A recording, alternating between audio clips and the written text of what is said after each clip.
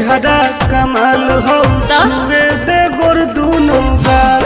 नहीं रे आगे खुलल खुलल बाल हो चेहरा कमाल हो छुए दे गोरे गोरे गाल। हे नहीं बोलमी जे बढ़ चढ़ के हो जाए तो जियल का करो का था बोलमी जे बढ़ चढ़ के हो जाए तो जियल का।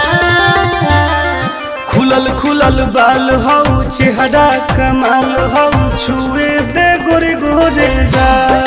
अच्छा आगे खुलल खुलल बाल हो चेहरा कमाल हो छुए दे गोरे गोरे गाल। छुए दे नहीं रे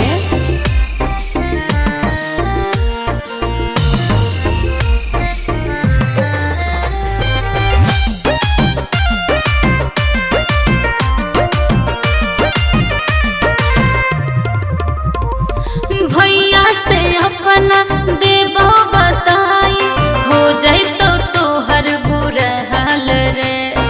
कुछ ना उखाड़ पैतो।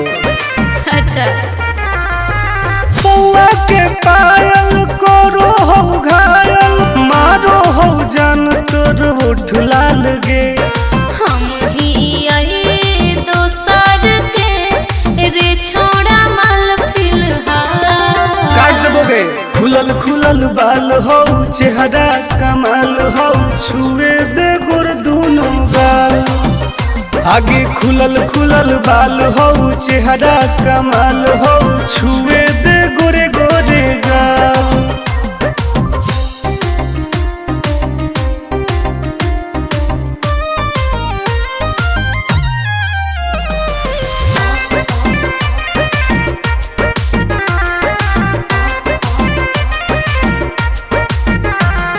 कितना तू बोला में प्यार के बोली हंसबौ नहीं हम तोरा जल में। ऐसन है गे हाँ रे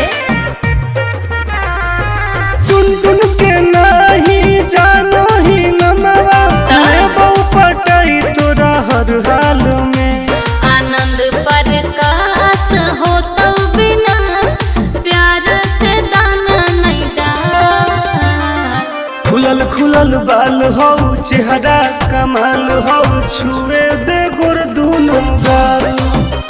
आगे खुलल खुलल बाल हो चेहरा